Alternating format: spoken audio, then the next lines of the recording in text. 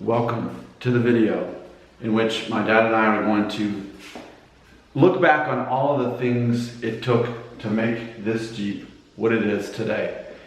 I believe it was April 1st when this whole process began, the whole journey began, in which I'd always wanted a Jeep Wrangler. My mom saw this advertised on Facebook, but getting to it was an issue in itself because it was, I don't know, 5.5 hours away from where I live. It was closer to where my parents live. But basically we had to get the Jeep before the dealership did because this lady was selling it at such an incredible price, well under what it should have been. And imagine the perceived possible foolishness in some guy buying a Jeep that he's never seen in person. I'd never driven a Jeep. It's a 6-speed, which makes it even more complicated, even though I knew how to drive one. There was all these complicated parts of the story, but ultimately, I think one of the first struggles was getting it. So if it weren't for and it was like a Monday when you went to go down there to get it. So you work all day, and then you drove down there to southern Georgia, basically, to pick it up. And it was, what, a 3-hour drive from you? Yeah.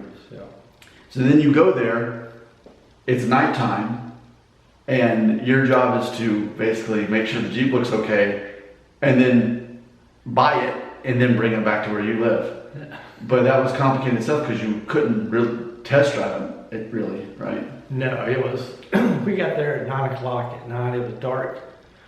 They just had a little light, outside light, and kind of looked it over, started it up, and okay.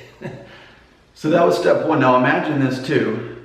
I talk about this frequently on this channel that my wife and I are very serious about finances, and we're at the point now, and once you enter your official midlife crisis, which I'm in right now, age 38, what happens is if you play your cards right, you're established enough in your career where you're no longer worrying about paying off all these debts, but now you have to start focusing on paying off affording your retirement. So we have more money now, but the important thing is, what do we do with this money? How do we be smart about this money? Well, Dave Ramsey, he teaches that you're supposed to always have basically enough money to afford a new car if you need to get one. So we had the money to buy this thing, just kind of waiting there, and it fit the budget. So we were able to afford it. But see, that was part of it too, is my parents had to also have the money to float too. Because I believe that's what we did, right? Like you had the money, and then I just paid you back. What was it? It ended up being $15,500 and had 59,000 miles on it, which again is an incredible deal.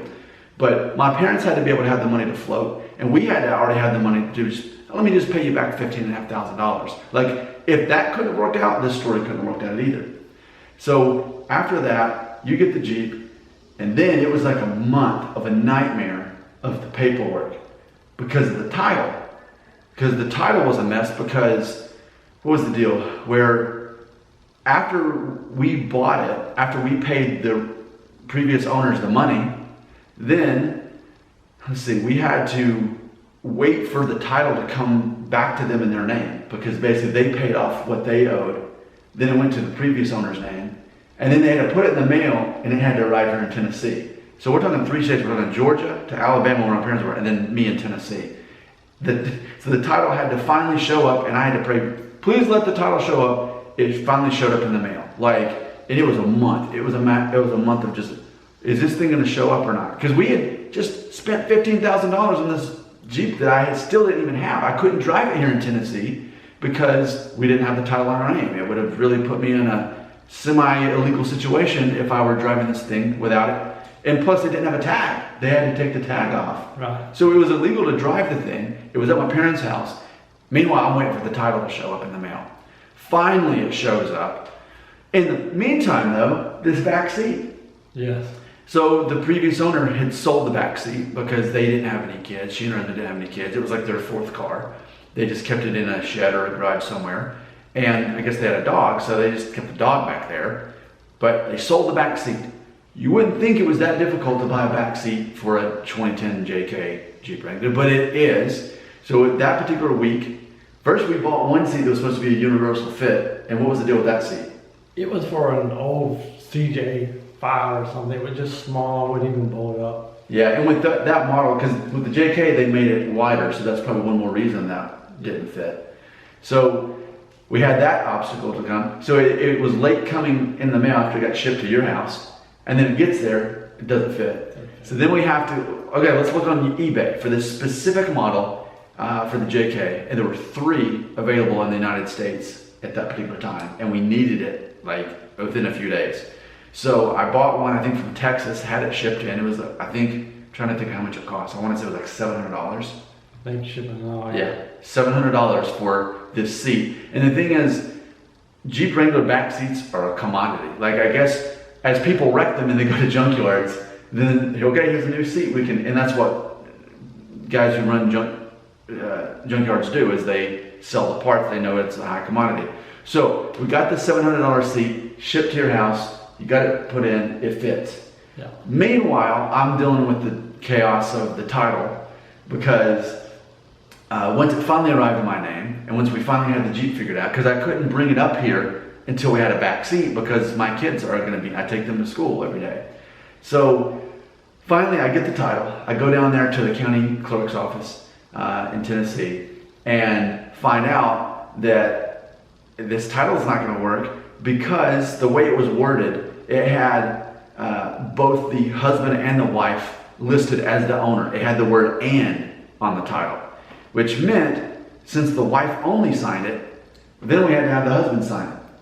So I had to call them up. Thank God they answered, and I said, you both have to sign this title before they'll switch it over to me. So I won't tell you specifically what happened here, but I will tell you this. I gave them the option. Do you want me to FedEx the title all the way back to you in Georgia so that you both can sign it? Or do you want it to magically say both of your names? I won't tell you how that story ended, but they chose one of those options. When that happened, went back to the county clerk's office. I had to have my wife there because we wanted to put it in her name too, but we put the word "or" in between our names so that this wouldn't happen if we ended up selling it, where you had to have both people there. So we had to bring my wife down to the county clerk's office, have her sign the title too, and then pay however much money. I don't think it was all that much money, but then we had to buy the tag, get everything switched in our name. Then I finally could legally drive this thing after a month of all of this. But then as I'm driving it, put it in first, like 1 out of like 30 times, I put it in first, put on the gas, and it pops out of gear. See, I never owned a stick shift, so I assumed, well, it's something I'm doing wrong. This is just me. I probably didn't put it in all the way. But after several weeks, it became more obvious that no matter how perfect the job I did of putting it into gear, making sure it was there all the way, or whatever it was still sporadically, not consistently. So it got to the point where finally I thought, okay, let's get this thing figured out. Hopefully it's not the transmission. Did I just spend $15,500 on a Jeep that has transmission problems?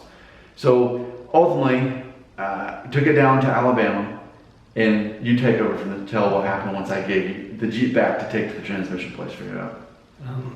I took it to one of the local transmission repair guys, and he got it, drove it for a week, while he was at the shop. When he'd go home at night, wherever he'd drive it, trying to get it to pop out of the first, which it never did.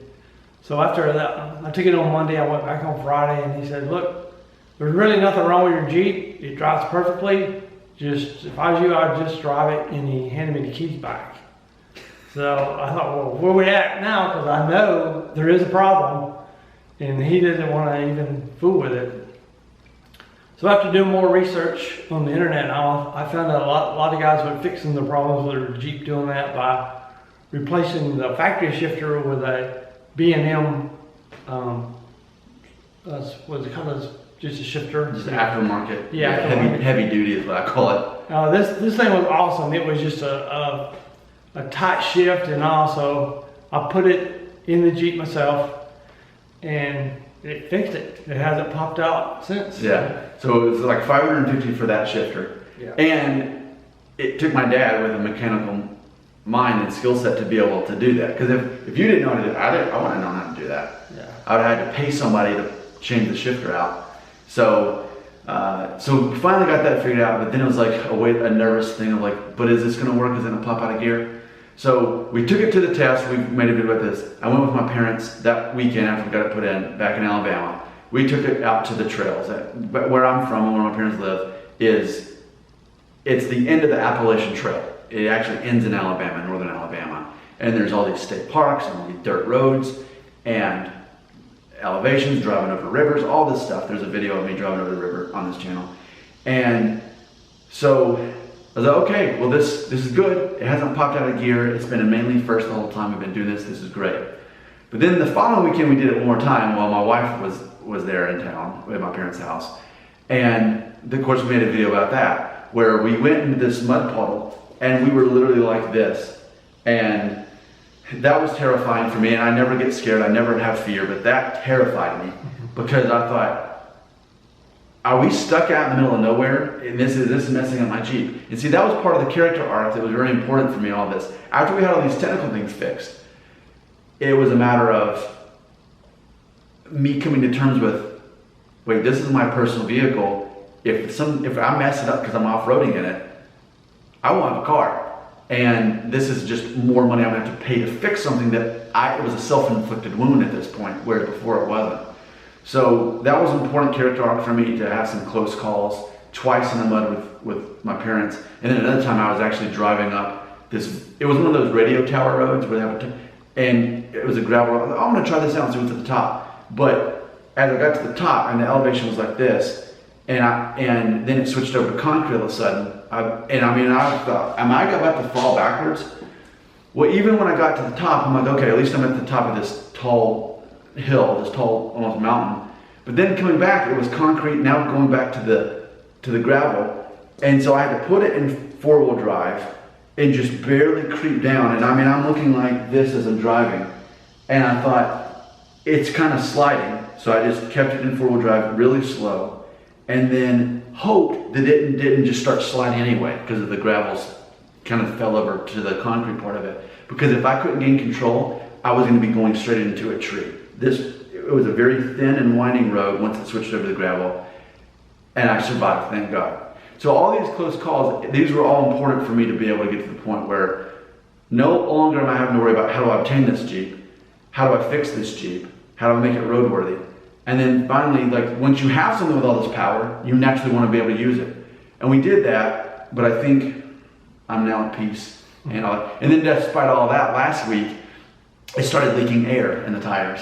So I took it to the shop, and they had to do all these tests, and they found out that because of the off-roading, dirt particles got in between the rim and the tire, and it was slowly causing it to leak. So I'm not going to take it off-roading anytime soon anymore.